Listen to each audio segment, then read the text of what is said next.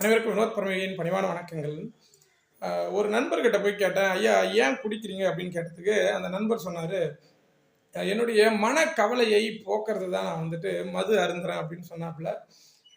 உலகத்தில் மனக்கவலை இல்லாதவர்கள் யாருமே கிடையாது. அந்த மனக்கவலையை போக்குறதுக்கு நீங்கள் மது சாப்பிடணும் அப்படின்னாக்கா எல்லார் வீட்டிலையுமே மது காசக்கூடிய ஒரு சூழல் ஏற்பட்டுடும்.